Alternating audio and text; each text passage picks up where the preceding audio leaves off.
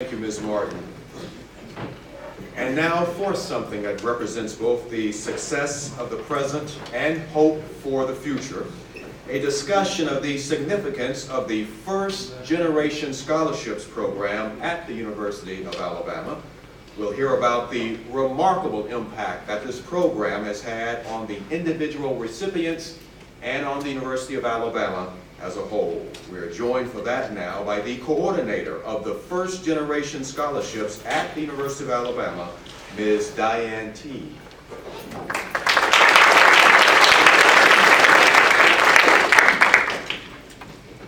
The University of Alabama continues to open doors. I want to use a phrase that Stan used, economic diversity. We are opening doors now to students who may not have been able to come to the University of Alabama in the past, not particularly because of their ethnicity, their color, but because they simply didn't have the money to attend the University of Alabama. Students who are the first in their families to attend UA are being recognized now as some of the most motivated and determined young people on this great campus. The majority of these students do not have the assurance from their parents that someday they will go to the University of Alabama. No one has ever told them that. They simply have a dream. Opening the doors to these students started in 2006 when the CocaCola Foundation awarded a $1 million grant to the University of Alabama that would provide 12 $5,000 scholarships per year for 4 years to first-generation students. We were the first public institution in the United States that the CocaCola Foundation partnered with on this. When we started this program, and we still have this philosophy, we were not looking for superstars. We were looking for students who had certain virtues. That's a very outdated word. We don't use it anymore. But we were looking for students who were determined, who had a strong work ethic, who wanted to be here, who told us that they would succeed, and we believed them. We wanted to help make their dreams a reality. The COKE program provides more than money. It provides intensive support to these students on a regular basis. We provide life coaching, specific program that targets first-generation issues, service learning opportunities, social activities, and a dedicated emphasis on academic achievement. Since our first grant period, the CocaCola Foundation awarded us a second $1 million grant in 2010 for another 4 years. And the reason they did this was because of our phenomenal success here at the University of Alabama with our students. Out of the 48 students who have completed the program so far, 11 graduated summa cum laude, 3 magna cum laude, and 7 cum laude. 1 is in medical school at UAB, studying to become a physician. 2 are pursuing PhD degrees now. 1 here at the University of Alabama in finance, the other at Clemson University in computer science. 3 are in law school.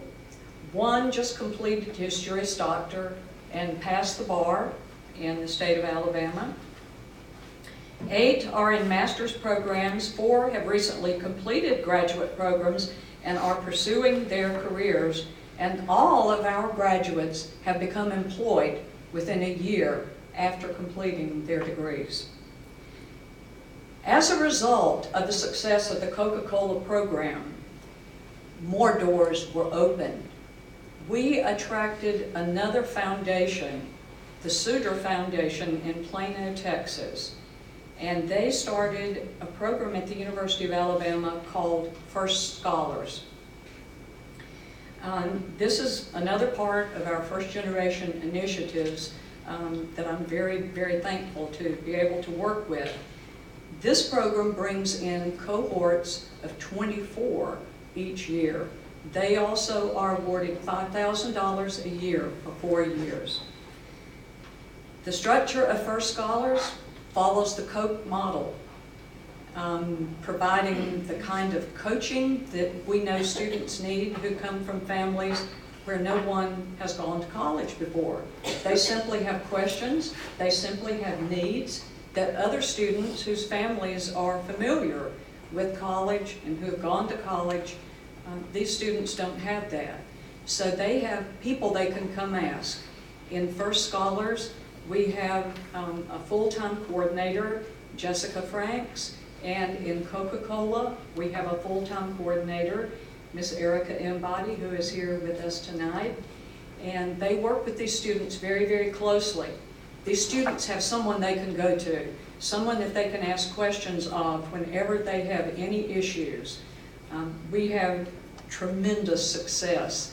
And now I want to share some of those successes with you. These are the students who are going out through the doors at the university. The retention rate for Coca-Cola and First Scholars is more than 90%, as compared to the UA general population rate, which is 84.7, and the UA first generation rate, which is 79.89. Our 4-year graduation for Coca-Cola is 81%. The university's general population is 42.8, and first generation students is 36.3. I think you can join me in saying these are incredibly successful programs. Our overall graduation rate for Coca-Cola, which includes 4-year, 5, and 6, and most of our students finish in 4.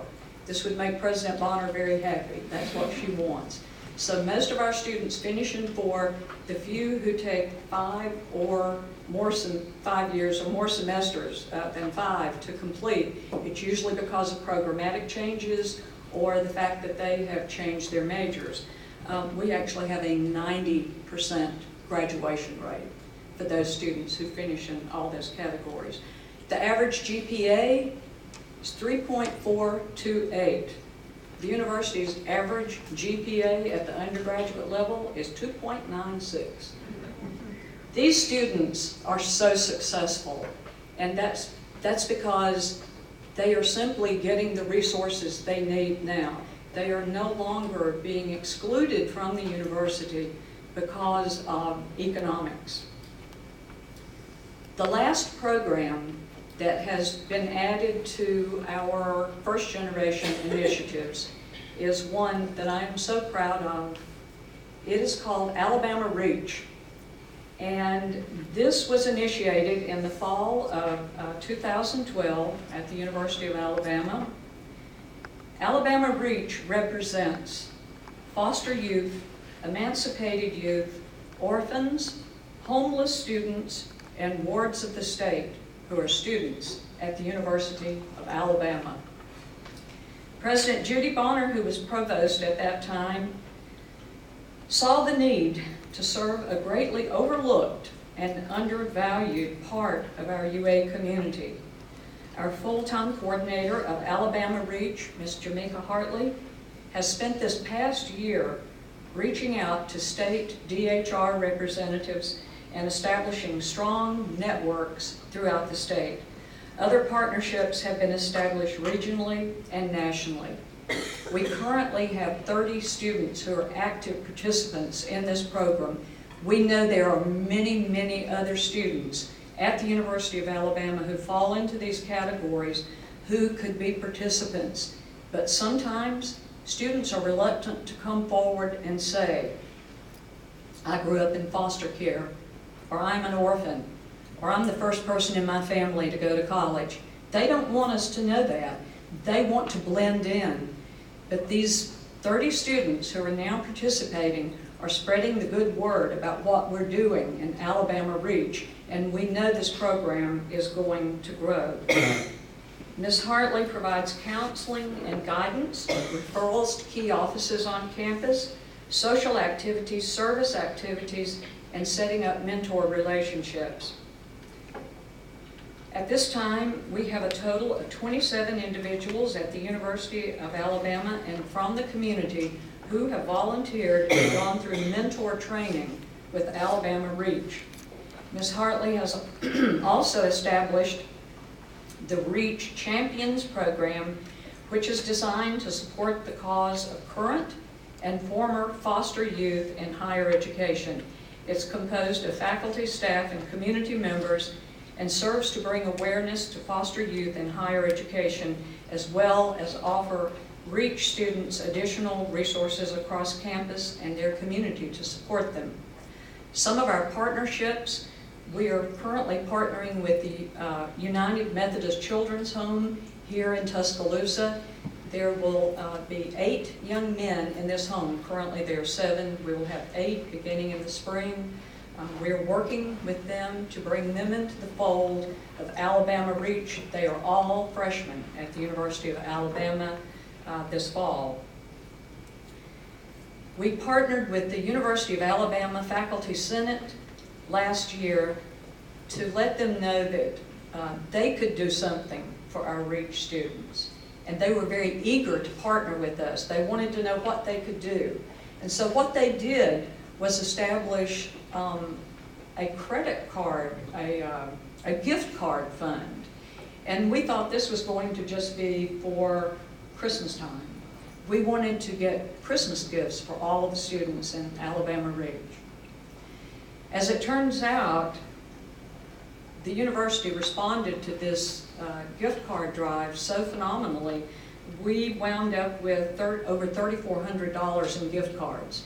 And so not only were we able to have Christmas for our students, we've been able to assist them since in getting books and emergency supplies, food, gas, that kind of thing. And most recently, Ms. Hartley has learned that the Office Clerical and Technical Staff Assembly at the University of Alabama has decided to adopt Reach as their service project. And they have already raised over $2,000 in scholarship funds that will be used to provide book scholarships for these students. And we've already awarded those scholarships. And this will be an ongoing project of the Office Clerical and Technical Staff Assembly. I think you can see that things are changing at the University of Alabama, and they are changing for the good. We are opening doors every day. It may not be as dramatic as what happened 50 years ago, but little by little, we are making changes. And now, I want to introduce to you 2 of the wonderful students in our programs, in the first generation programs. Tyler Merriweather is our first speaker, and Tyler is a sophomore here at the University of Alabama, and he is from right here in Tuscaloosa, and he is part of the CocaCola First Generation Scholars. Our other speaker is Michaela Sanderson. She is also a sophomore, and she is from Gardendale, and she is a participant in Alabama Reach. Thank you so much. This is a wonderful opportunity for us to all come together and reflect on our past and look forward to the future. Thank you.